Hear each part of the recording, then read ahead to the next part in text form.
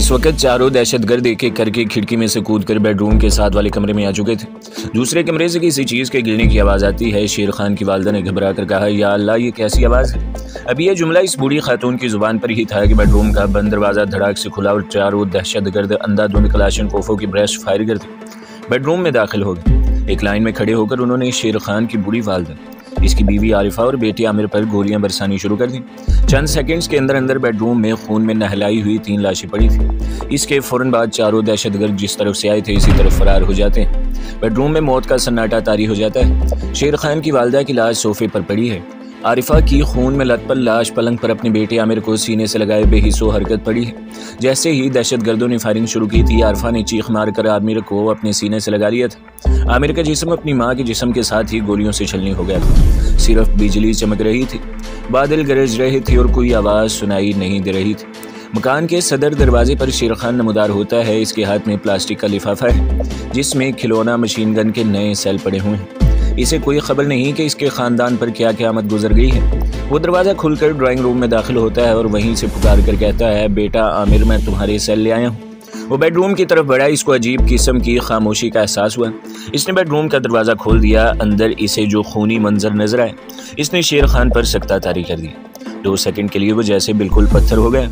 फिर प्लास्टिक का लिफाफा इसके हाथ से गिर पड़ा और वो चीख मारकर वालिदा की लाश की तरफ बढ़ा। फिर पागलों की तरह पलंग पर आरिफा और अपने बेटे की खून में नहाई हुई लाशों के पास आकर धाड़े मार मार कर रोने लगा। इसकी बीवी आरिफा मर चुकी थी, इसकी वालिदा मर चुकी थी। इसने बेटे की लाश को अपने सीने से लगा लिया और पागलों की तरह रोने और बेटे को आवाज़ें देने लगा। अचानक इसके बेटे के हलक से हिचकी की सी आवाज़ निकली। शेर खान को कोई होश नहीं था कि वो कहाँ है, वहाँ क्या हो चुका है, क्या हो रहा है। इसका दिमाग बंद हो गया था। इसके कानों में आदियाँ चल रही थी। बेटे की हिचकी की आवाज़ पर इसने चीख कर कहा, बेटे आमिर, बेटे आमिर, और इसे सीने से लगाकर दीवाना वार बेडरूम से निकलकर ड्राइंग रूम में आया। वहाँ से बच्चे की नीम जान लाश को सीने से चिमटाए दौड़ता हुआ मकान के दरवाजे से बाहर निकलकर सड़क पर आ गया। इसने सड़क पर एक तरफ दौड़ना शुरू कर दिया। बिजली रह रह कर चमक रही थी, बादल गरज रहे थे। पीछे से किसी गाड़ी की रोशनी इस पर पड़ी। वो सड़क के दरमियान खड़ा हो गया और चीख चीख कर कहने लगा, मेरे बेटे को बचा लो, मेरे बेटे को बचा लो, मुझे अस्पताल पहुंचा दो। लेकिन गाड़ी इसके पहलू से होकर आगे निकल गई। शेर खान बच्चे की लाश को उठाए दौड़ने लगा। पीछे से एक गाड़ी आ रही थी। शेर खान वहीं रुक गया। इसने हाथ देकर चीख चीख कर कहा, मेरे बेटे को अस्पताल पहुंचा दो, मेरा बेटा अभी जिंदा है, खुदा के लिए हमें अस्पताल पहुंचा दो। गाड़ी इसके करीब आकर रुक गई। एक बुजुर्ग खुद गाड़ी चला रहे थे। उन्होंने दरवाज़ा खोल कर कहा, जल्दी से अंदर आ जाओ। शेर खान खून में डूबी हुई अपने बच्चे की नीम जान लाश को लेकर गाड़ी में दाखिल हो गया। गाड़ी तेजी से एक हॉस्पिटल की तरफ दौड़ने लगी। 2-3 सुनसान सड़कों पर से गुजरने के बाद गाड़ियां एक अस्पताल के पोर्च में आकर रुक जाती है। शेर खान बच्चे को सीने से लगाए तेजी से गाड़ी में से निकलता है और अस्पताल के कॉरिडोर में दौड़ते हुए चीख चीख कर पुकारने लगता है, डॉक्टर, डॉक्टर, मेरे बच्चे को बचा लो। एक कमरे में से एक डॉक्टर और एक नर्स बाहर निकलते हैं। शेर खान ने बुर्राई हुई आवाज़ में कहा, डॉक्टर, मेरे बच्चे को गोलियां लगी हैं, ये अभी जिंदा है, इसे बचा लो। दीवार के साथ एक स्ट्रेचर लगा हुआ था। नर्स जल्दी से स्ट्रेचर को खींच कर ले आई।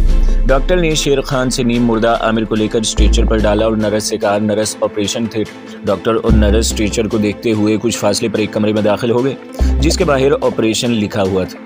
शेर खान के अपने बदन से जैसे जान निकल गई थी। वो बेजान सा होकर ऑपरेशन थिएटर के बाहर खाली बेंच पर बैठ गया। फिर जल्दी से उठकर पागलों की तरह इधर से उधर टहलने लगा। इसके आंसू खुश्क हो चुके थे। वो फटी फटी आंखों से हर आने जाने वाले को देख रहा था। बार बार इसकी निगाहें ऑपरेशन थिएटर के दरवाजे की तरफ उड़ जाती थी। इतने में दरवाज़ा खुला, डॉक्टर बाहर निकला। शेर खान दौड़कर इसके पास गया। इसने बेताबी से पूछा, डॉक्टर साहब, मेरा बच्चा जिंदा है ना? डॉक्टर ने शेर खान के कंधे पर हाथ रखकर अफसरदगी से कहा, हौसला करो, खुदा को यही मंजूर था। शेर खान की आंखों के आगे अंधेरा छा गया। फिर इसे महसूस हुआ कि वो अंधेरे की तारीक लहरों के बगोलों में फंस गया है। वो दीवाना वार ऑपरेशन थिएटर में घुस गया। स्ट्रेचर पर इसके इकलौते बेटे आमिर की लाश पड़ी थी। नर्सें और दूसरे डॉक्टर इसकी तरफ लपके, मगर शेर खान को किसी की कुछ खबर नहीं थी। इसे यूँ महसूस हो रहा था जैसे वो सारी दुनिया में अकेला रह गया है और इसके सामने इसके बेटे की लाश। इसने बेटे की लाश उठाई और इसे सीने से लगाई। सर झुकाए ऑपरेशन थिएटर से बाहर आ गया। न इसकी ज़िंदगी में आंसू थे, न इसके हलक से कोई आवाज़ निकल रही थी। चेहरा जर्द पत्थर की तरह साकित था। वो यूं चल रहा था जैसे कोई इसे धकेल रहा है। ये गम की इंतहाई शक्ल थी। वो अस्पताल से बाहर आया तो बारिश हो रही थी, जैसे आसमान इसके गम पर आंसू बहा रहा था। दूसरे रोज़ शेर खान की वालिदा, इसकी प्यारी बीवी और प्यारे बेटे को इसकी आंखों के सामने कब्रिस्तान में दफना दिया गया। जब वो अपने दोस्तों और रिश्तेदारों के साथ अपने प्यारों और अपने जिगर के टुकड़े की कब्र पर फूल चढ़ाने लगा तो इसकी चीख निकल गई और वो वहीं बेटे की कब्र से लेटकर ज़ारो कतार रोने लगा। इसके अजीज़ों और दोस्तों ने इसे संभाला और हौसला देने लगे। इससे अगले रोज़ शेर खान के घर में सब अजीज़ों अकारब और उसके दोस्त जमा थे। सब सोगवार थे। कभी कभी कोई उठकर शेर खान के पास आकर इसे हौसला देता। शेर भाई हौसला करो, अल्लाह को यही मंजूर था। खुदा की अमानतें थी, इसने वापस ले ली। शेर खान चुप था। इसके होंठों पर मोहरे सकूत सबत थी। वो फटी फटी आंखों से हर एक को तक रहा था। लोग आपस में बातें कर रहे थे। शेर खान का एक रिश्तेदार दूसरे से कह रहा था, ये सब दुश्मन के भेजे हुए दहशतगर्दों का काम है। शेर खान को उसी रोज़ मालूम हो गया था कि इसके बीवी बच्चों को भारत के भेजे हुए दहशतगर्दों ने कत्ल किया है, इसलिए कि शेर खान की किसी से कोई दुश्मनी नहीं थी। इससे पहले भी मुल्क में एक ऐसी अलमनाक वारदात हुई थी जिसमें भारत के दहशतगर्दों ने पूरे के पूरे ख़ानदान को बेदर्दी से कत्ल कर दिया था। आहिस्ता आहिस्ता सब रिश्तेदार, दोस्त, अजीज़ व अकारब शेर खान को हौसले और सब्र की तलकीन करते हुए चल दिए। शेर खान घर में अकेला रह गया। कुछ देर तक वो सोफे पर बैठा खाली कमरे की दरो दीवार को तकता रहा। फिर इसे ऐसे लगा जैसे साथ वाले बेडरूम में इसके बेटे आमिर ने इसे आवाज़ देकर बुलाया हो। डैडी डैडी, शेर खान के मुंह से बेख्तियार निकल गया, आमिर बेटे मैं आ रहा हूँ। वो दौड़कर बेडरूम में गया। बेडरूम खाली था। पलंग के पास मेज़ पर इसकी बीवी आरिफा और बेटे आमिर की फ्रेम की हुई तस्वीर रखी थी। वो उखड़े उखड़े कदमों से तस्वीर की तरफ बढ़ा। पलंग के पास जाकर इसके पाँव किसी चीज़ से टकराए। इसने झुककर देखा, दरी पर खिलौना मशीन गन पड़ी थी जो शेर खान ने अपने बेटे को सालगिरह के तोहफे के तौर पर दी थी। शेर खान ने खिलौना मशीन गन उठा ली। खिलौना मशीन गन हाथ में लेकर वो इसे देखता रहा। इसके दिलो दिमाग में जैसे आंधियां चलने लगी, कानों में बादलों के धमाके गूंजने लगे, आंखों में बिजलियां सी चमकने लगी। शेर खान खिलौना मशीन गन लिए बेडरूम से बाहर निकला। यहाँ से हम आपको मुजाहिदों और कमांडो की अल जिहाद तंजीम के इस छोटे से क्वार्टर में लिए चलते हैं, जहाँ कमांडो शेर खान अपने नायब कमांडो गुल खान को अपनी ज़िंदगी की दास्तान गम सुना रहा था। इसने कहा, मुझसे मेरा सब कुछ छीन लिया गया, मेरी शफीक माँ, मेरी मोहब्बत करने वाली बीवी, मेरा मासूम इकलौता बेटा आमिर, मेरा हंसता मुस्कुराता घर देखते देखते बर्बाद कर दिया गया। जिस घर में एक लम्हा पहले सालगिरह की खुशियाँ मनाई जा रही थी, हर तरफ हंसी खुशी का माहौल था, वहाँ दूसरे लम्हे मेरे प्यारों की खून आलूद लाशें पड़ी। और जब मुझे मालूम हुआ कि ये दुश्मन मुल्क के भेजे हुए दहशतगर्दों की लाई हुई बर्बादी है, जिसका मकसद रेलवे स्टेशनों, शॉपिंग सेंटरों, बसों के अड्डों, सिनेमा घरों, चलती लारियों में बमों के धमाके कराना और घरों में इबादत गाहों में घुसकर अंधाधुंध फायरिंग करके बेगुनाह लोगों को मौत के घाट उतारना है, ताकि मुल्क इंतशार का शिकार हो जाए, मुल्क में खौफ व हरास फैल जाए और मुल्क तरक्की न कर सके। तो मेरी आंखों के सामने से जैसे एक पर्दा हट गया। मैंने अपने असली दुश्मन को पहचान लिया। फिर मुझे पाकिस्तान की हर माँ अपनी माँ, हर बहन अपनी बहन और हर बच्चा अपना बच्चा लगने लगा। मैंने उसी वक्त फैसला कर लिया कि जब तक जिंदा हूँ जराइम, दहशतगर्दी और दुश्मन के भेजे हुए दहशतगर्दों के खिलाफ जंग करता रहूँगा, और जब तक मुल्क से दहशतगर्दी और जराइम का खात्मा नहीं कर लूँगा चैन से नहीं बैठूँगा। और फिर मैं एक रोज़ इस तंजीम के कमांडो ट्रेनिंग सेंटर पहुँच गया, जिसका नारा है, मुल्क से जराइम और दहशतगर्दी का खात्मा और इसके खिलाफ मुसलसल जिहाद। ये है मेरी दास्तानी हयात और ये वो वजह है कि मैंने एक आला सरकारी मुलाजमत छोड़कर इस तंजीम में शिरकत कर ली और कलम छोड़कर स्टेन गन क्यों उठा ली। शेर खान खामोश हो गया। नायब गुल खान पर शेर खान की ज़िंदगी के दर्दनाक हादसे ने गहरा असर किया था। छोटे से कमरे में एक अजीब सी खामोशी छाई हुई थी। इस खामोशी में गुजरे हुए वाक़यात व हादसात की उदासी भी थी और आने वाले सुनहरी मुस्तकबिल का पैगाम मुसरत भी था। शेर खान ने गुल खान से अपनी फैमिली ग्रुप वाली फ़ोटो लेकर एल्बम में लगाई और एल्बम को बंद करके एक तरफ रख दिया और जोश वाले लहजे में कहने लगा, मैंने गम की दास्तान का ये बाब बंद कर दिया है। अब मेरे सामने एक नया दरवाज़ा खुल चुका है, जिसके आसमान पर मैं अपने वतन के सुनहरी मुस्तकबिल के सूरज को तुलू होते देख रहा हूँ। हमने अपने असली दुश्मन को पहचान लिया है। हमारा असली दुश्मन भारत है, जिसने आज तक पाकिस्तान के वजूद को तस्लीम नहीं किया और जो पहले दिन से पाकिस्तान को ख़त्म करने की साजिशों में मसरूफ़ अमल है। लेकिन वो इसे नहीं मालूम कि पाकिस्तान अल्लाह और इसके दीन इस्लाम के नाम पर कायम हुआ है और इसके लिए हमारे आबा व अजदाद ने अपने और अपने बच्चों के खून के नजराने पेश किए हैं और वो कुर्बानियाँ दी हैं कि जिसकी मिसाल तारीख़ में भी नहीं मिलती। दुश्मन चाहे जितने हथकंडे इस्तेमाल कर ले, जिस कदर चाहे तखरीबी कार्रवाइयाँ और साजिशें कर ले, पाकिस्तान का बच्चा बच्चा इनके खिलाफ जंग करेगा और इन्हें नाकाम बना देगा। पाकिस्तान की तारीख गवाह है, दुश्मन ने जब भी वतन अजीज़ पर हमला किया, इसे जिल्लत आमेज शिकस्त का सामना करना पड़ा।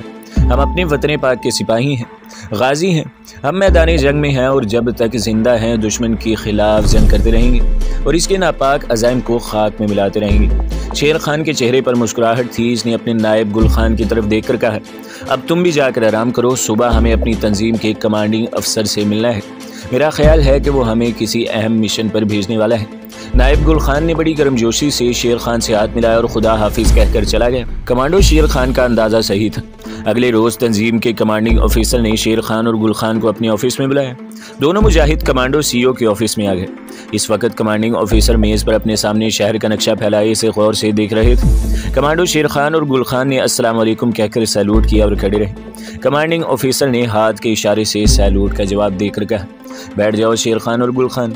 दोनों कुर्सियों पर बैठ गए। कमांडिंग ऑफिसर ने कहा, हमें इत्तला मिली है कि भारत ने हमारे मुल्क में तखरीबी कार्रवाइयों की खातिर दहशतगर्दों की एक पार्टी स्मगल की है, जो हमारी रिपोर्ट के मुताबिक इस वक्त शहर के इस इलाके में किसी जगह छुपी हुई है। ये देखो।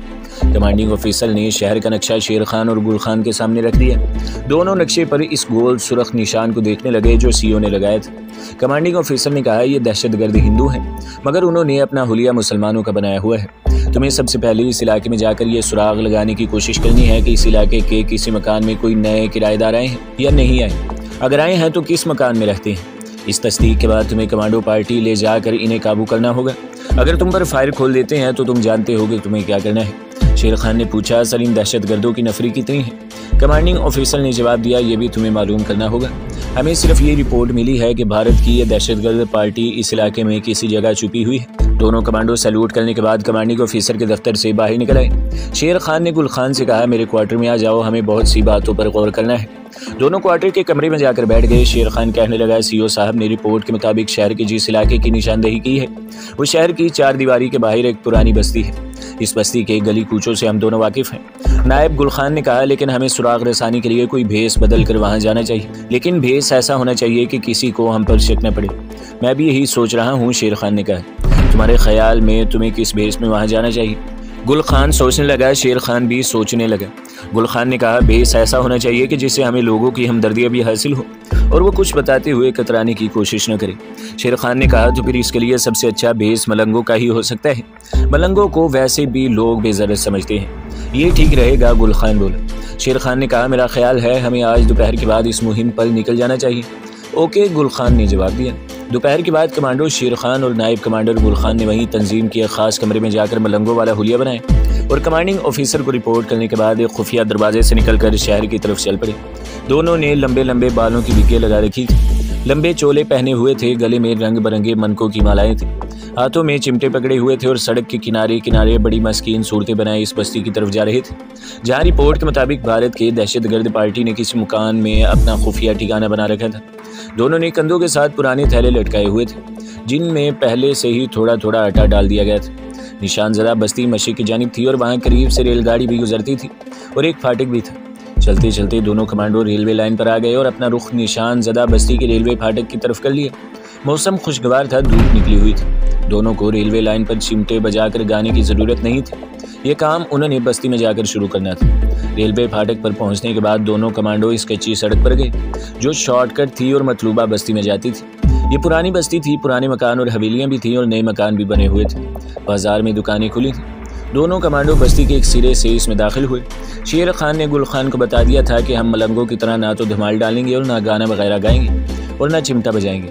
इस तरह खामखा हमारे इर्द गिर्द लोग जमा हो जाएंगे और बच्चे हमारे साथ साथ चलने लगेंगे और हमें खोज लगाने में दुश्वारी होगी। बेहतर होगा कि हम खामोशी से दुकानदारों के बजाय मकानों के आगे जाकर थोड़ा थोड़ा चिमटा बजाकर खैरात के लिए आवाज़ लगाएंगे और देखेंगे कि किस घर में कौन रहता है। चुनाचा वो बस्ती के बाजार में से खामोशी से गुजर गए। बाहर की तरफ कुछ नए और पुराने मकान अलग अलग खड़े थे। शेर खान ने कहा, पहले इन मकानों का मुशाहिदा करते हैं। चुनाचा वो मलंगों के भेस में ही एक मकान के दरवाजे पर आकर रुक गए। गुल खान ने थोड़ा सा चिमटा बजाने के बाद आवाज़ बुलंद की, सबज पीर के मलंगों को अल्लाह के नाम पर कुछ खैरात मिल जाएगी, अल्लाह भला करेगा। दूसरी आवाज़ पर एक औरत ने दरवाज़ा खोलकर गुल खान को 1 रुपया देकर कहा, बाबा जी इस वक्त यही कबूल करो, अल्लाह भला करेगा। गुल खान ने रुपया लेकर दुआ दी और आगे चल पड़े। दूसरे मकान पर भी इसने आवाज़ लगाई, वहाँ भी एक बूढ़ी औरत ने इन्हें खैरात में 2 रुपया दिए और वो अगले मकान की तरफ चल पड़ी। शेर खान ने कहा, दहशतगर्द ज़रूर किसी ऐसी जगह और ऐसे मकान में होंगे जो बाहर से पुराना लगता हो और जिसे देखकर यही ख्याल आया कि यह पुराना मकान है, इसमें जद्दी पुश्ती लोग रहते होंगे। इस दौरान इनकी निगाह कुछ फासले पर एक पुराने मकान की तरफ गई जो एक छोटे से जोहड़ के किनारे पर तन्हा खड़ा था। शेर खान ने कहा, गुल मुझे ये मकान मशकूक लगता है। गुल खान ने कहा, चलो इस मकान पर जाकर आवाज़ लगाते हैं, अंदर से कोई ना कोई तो निकलेगा ही।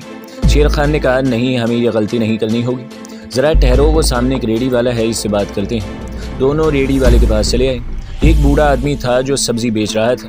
शेर खान ने रेडी वाले के पास जाकर चिमटा बजाकर खैरात मांगी। बूढ़े ने इन्हें 1 रुपया दिया। शेर खान ने इसे दुआ दी और पूछा, बाबा जी, हमारे पीरो मुर्शिद इस बस्ती में आए हैं। किसी ने कहा है कि वो यहीं किसी मकान में रह रहे हैं।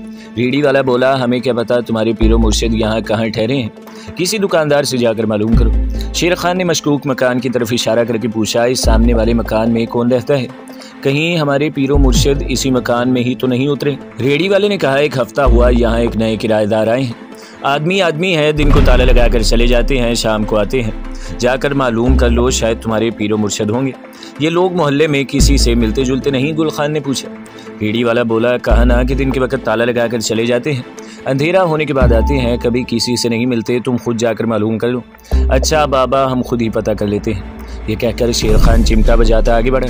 गुल खान इसके साथ साथ था। गुल खान ने पूछा, क्या ख्याल है, अभी दिन है, इन लोगों का इंतज़ार कर ले, वो शाम को आते हैं।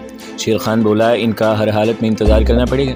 इस तरफ आ जाओ। वो पुरानी जोहड़ वाले इस मशकूक मकान के करीब से गुजरे तो उन्होंने देखा कि मकान पर ताला पड़ा हुआ था। शेर खान ने कहा, रेलवे लाइन के पार एक तकिया है, वहाँ चल कर बैठ जाते हैं। सूरज गुरूब होने के फ़ौरन बाद यहाँ आकर किसी जगह छुप जाएंगे।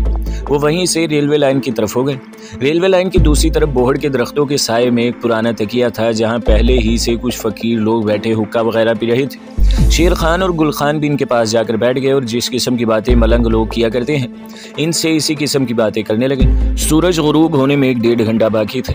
दोनों कमांडो मलंगों के भेस में तकिए में ही बैठे रहे।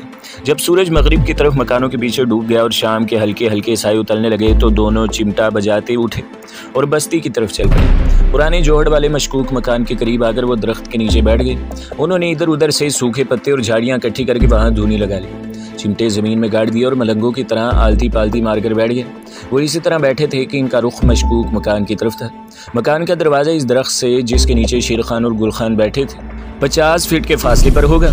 अभी दिन की धुंधली धुंधली रोशनी बाकी थी कि इन्हें रेलवे फाटक की तरफ से 5-6 आदमी आते नजर आए। उनका रुख मशकूक मकान की तरफ था। गुल खान ने शेर खान की तवज्जो इस तरफ दिलाई और कहा, शेर खान इस तरफ देखो। शेर खान ने भी देखा कि कुछ आदमी मकान की तरफ चले आ रहे हैं। इनमें से कुछ आदमियों ने टखनों से ऊपर तक की शलवारें और लंबे कुर्ते पहने हुए थे। 2 आदमियों ने सफ़ेद धोतियाँ बांध रखी थी। कुछ की शरई दाढ़ियाँ भी थी। एक आदमी के हाथ में तस्बीह थी।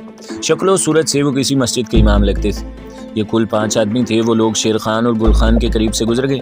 एक ने आगे बढ़कर मकान का ताला खोला और फिर बारी बारी 5 आदमी मकान में दाखिल हो गए। इनके साथ ही मकान का दरवाज़ा बंद हो गया। गुल खान ने शेर खान से कहा, क्या ख्याल है शेर खान? शेर खान ने कहा, मुझे लोग मशकूक लगते हैं, ऐन मुमकिन है यही भारतीय दहशतगर्द हों, हमें CO साहब को रिपोर्ट करनी चाहिए। इसी वक्त दोनों वहाँ से उठे और अपनी तंजीम के हेडक्वार्टर चल पड़े। कमांडिंग ऑफिसर को मालूम था कि दोनों कमांडो सुराग रसानी पर निकल चुके हैं। वो इनका इंतजार कर रहे थे। कमांडो शेर खान और नायब गुल खान ने जाते ही इन्हें पूरी रिपोर्ट दे दी। कमांडिंग ऑफिसर ने कहा, तुम लोगों ने जिस मकान की निशानदेही की है, मुझे 2 घंटे पहले इतला मिल चुकी है कि भारतीय दहशतगर्द इसी मकान में रहते हैं। इससे पहले कि वो कोई तखरीबी कार्रवाई करें, हमें इन्हें फ़ौरन गिरफ्तार कर लेना चाहिए। तुम आज रात पिछले पहर अपनी पार्टी लेकर छापा मारोगे और दुश्मन के इन दहशतगर्दों का खात्मा करोगे। कोई चांस लेने या इंतज़ार करने का वक्त नहीं है।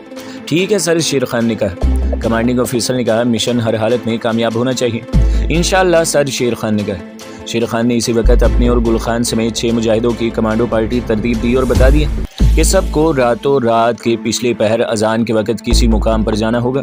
शेर खान ने कहा, हमारे पास फुल मैगजीन होना चाहिए। वो लोग यूं ही मकान में नहीं रह रहे।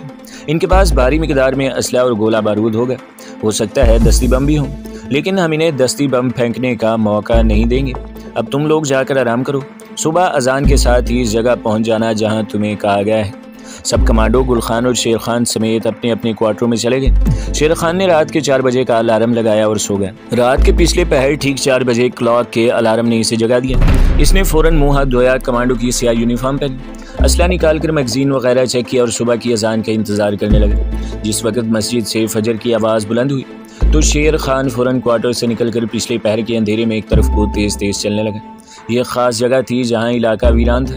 गुल खान और इनकी पार्टी के दूसरे कमांडो वहाँ पहले से पहुँच चुके थे। उन्होंने मिलकर फजर की नमाज़ पढ़ी और अपने मिशन की कामयाबी के लिए खुदा के हुजूर दुआ मांगी और इस दरख्त की तरफ चले जहाँ चारों तरफ से बंद जीप इनका इंतज़ार कर रही थी। वो फ़ौरन जीप में सवार हुए और जीप शहर से बाहर रेलवे लाइन वाली बस्ती की तरफ रवाना हो गई। शेर खान खुद जीप चला रहा था। इसके साथ गुल खान बैठा था। स्टीन गन्ने उन्होंने नीचे रखी हुई थी। पार्टी के बाकी चारों कमांडो बंद जीप के अंदर बैठे थे। रात के पिछले पहर शहर के बाजार खाली पड़े थे। इनकी जीप तेजी से फासले तय करती हुई रेलवे लाइन के फाटक पर आ गई। यहाँ से वो जीप को लेकर बस्ती के मशकूक मकान की तरफ जाने वाली कच्ची सड़क पर आ गए। शेर खान ने जीप की बत्तियां गुल कर दी थी। जीप की रफ्तार भी कम कर दी थी। जीप आहिस्ता आहिस्ता चलती मशकूक मकान के अकब में दरख्तों की एक जानिब आकर रुक गई।